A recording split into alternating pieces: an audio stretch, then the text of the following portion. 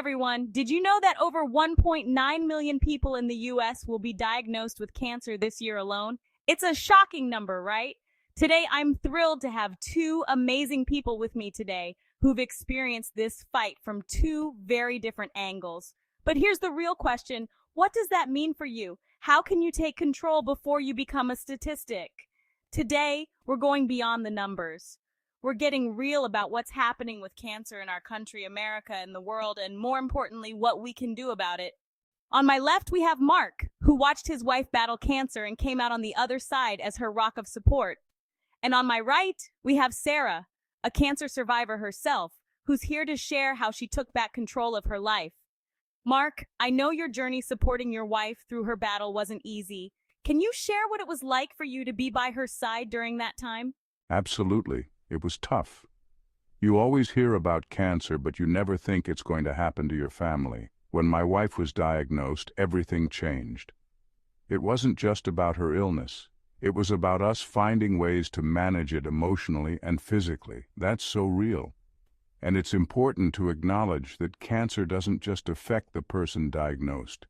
It impacts everyone around them. Sarah, you've been on the other side of that story. Can you share what helped you face your diagnosis head on? Sure. When I got the news, I was terrified. But I quickly realized that fear wasn't going to help me win this fight. What really made a difference was learning that I could actually do things to strengthen my body, like eating better, staying active. And honestly, those little things gave me a sense of control in a situation where I felt completely powerless. It's amazing how much power we really do have, right? But here's the kicker. Most of us don't realize it until we're forced to. Statistics tell us that millions will be diagnosed, but what they don't tell you is how much you can do right now to reduce your risk. Mark, Sarah, would you say there's something you both learned about taking action that surprised you? For me, I learned that managing stress was huge. It wasn't just about staying strong for my wife. It was about protecting my own health, too. Stress weakens your immune system, and when you're in the thick of it, you need every bit of strength you've got. I started meditating, walking more. Things I hadn't even thought about before. It made a big difference. Absolutely. And for me, it was food. I always thought a healthy diet was just about weight, but it turns out the food we eat literally feeds our cells, helps repair damage, and keeps our immune system strong. I started eating more whole foods, leafy greens, berries, and I felt a difference. I wasn't just surviving treatment, I was feeling stronger. So it's not just about fighting cancer when it happens, but really building up your body's defenses before anything goes wrong. Sarah, Mark, your stories are powerful because they show how small daily changes can turn into lifelines. But it's not just about you. It's about everyone watching this right now. You can start protecting your body today, before anything happens, and that's what we're here to help people understand. We can't predict what will happen in the future, but we can prepare ourselves. And that preparation doesn't have to be overwhelming.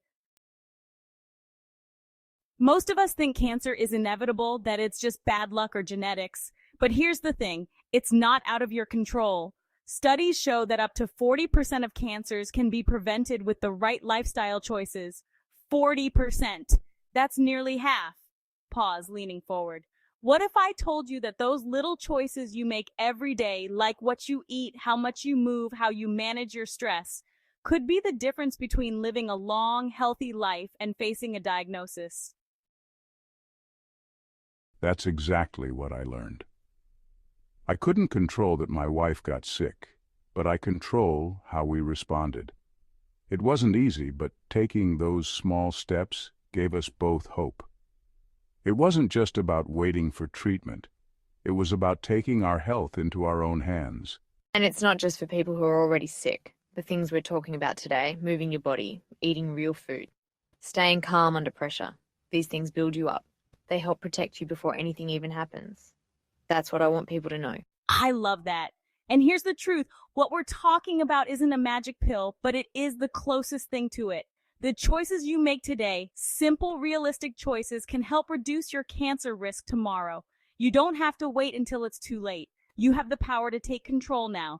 This series is about giving you the tools to do exactly that. Mark, Sarah, you've shown us what's possible. And for everyone watching, if they can do it, so can you. So here's your next step. Hit that subscribe button because we've got a lot more coming your way.